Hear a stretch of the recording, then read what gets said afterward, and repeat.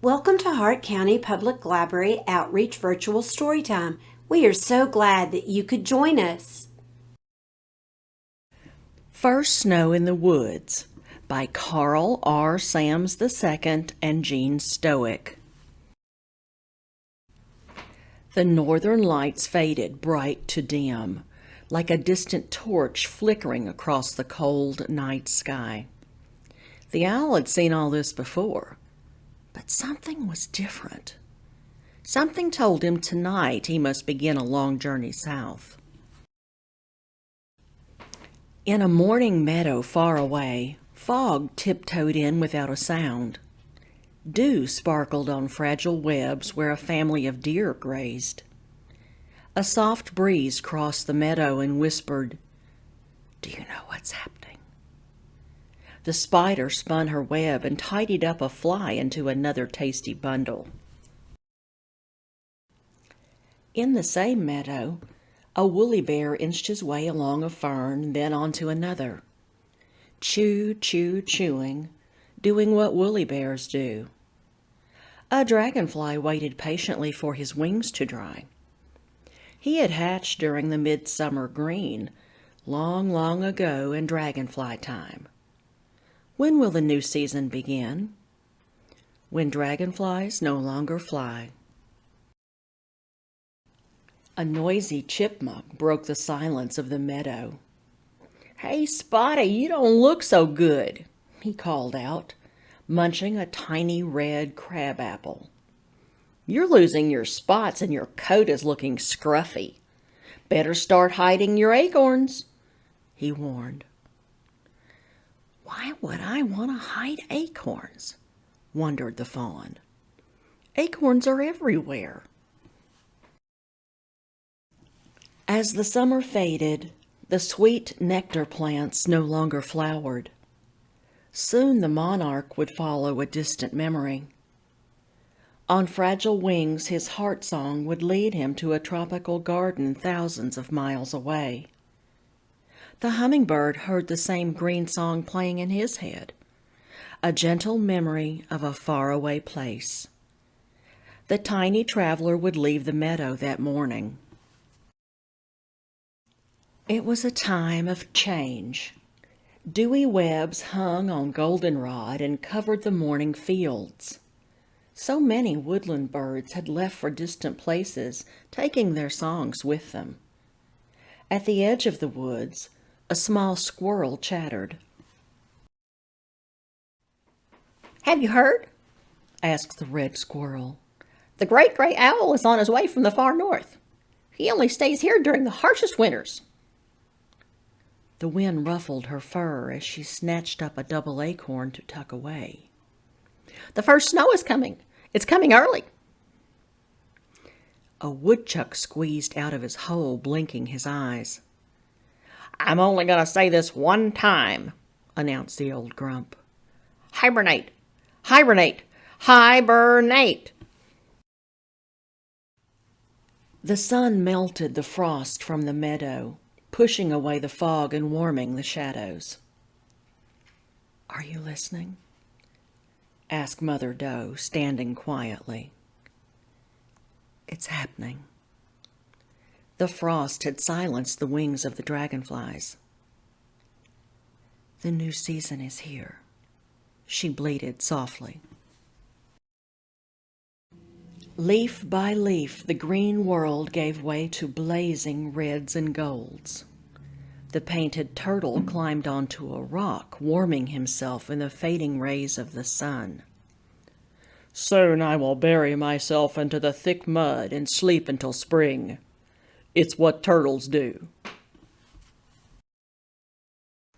A red maple leaf held stubbornly, twisting and turning on its stem. "Let it happen," nudged the breeze.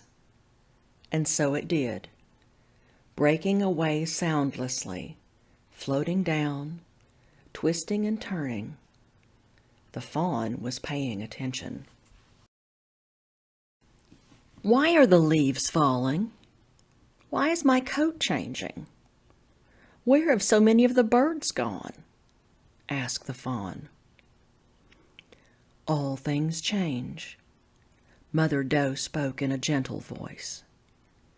All creatures must prepare and be ready to follow their heart song. The fawn didn't feel ready. Did he even have a heart song? Yet as the evening slowly darkened the woods, he felt safe with his mother at his side. Each night stole more light from the day and held back the morning sun. Honking geese flew across the sky, announcing the changing season. The raccoon poked his head out of a snug hole in a tree to listen to morning sounds and sniff the cool air. He'd hunted frogs and crayfish in the moonlight along the muddy pond. At daybreak he overturned rotted bark, finding plump grubs and runaway beetles. His heart song played softly in his head. Can you feel it? It's coming. Good morning, said the two mice, peeking out from under the leaves. Today is the day, they both agreed. Today is the day, questioned the fawn with frosted breath. I don't understand. It's true, I've heard it too. The great gray owl is on his way down from the far north, called out the chickadee-dee-dee. Are you ready, Dee-Dee? Ready? Ready for what? Questioned the fawn, as Mother Doe just kept munching her acorns. The snowshoe hare balanced a white paw on a small tree as she chewed its tender needles. Soon her fur would be totally white.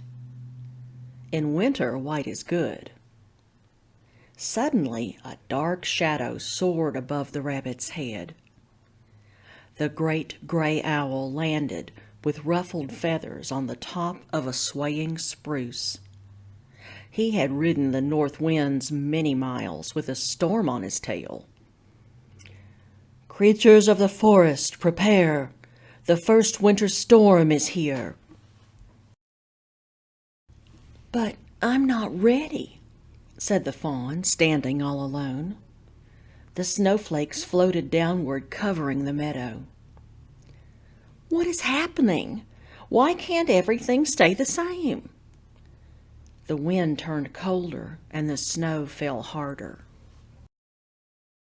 The fawn shook the wet snow from his ears. I don't like this. The robin agreed. He wished he'd left earlier, leaving his sweet berries behind. Hey, where is your home? Called out a frantic chipmunk. Don't you know you need a hole? Here, I'll help you dig. I'll make it big. A hole in the ground? Wondered the fawn. He shook his head. But where is my home? Where should I go? I'm not ready. You are ready. Mother Doe spoke softly as she appeared out of the storm. You are ready for the first snow of the season. Come, follow me. We will travel with the rest of our family to the cedar swamp. There we'll find food and shelter and escape the winter winds.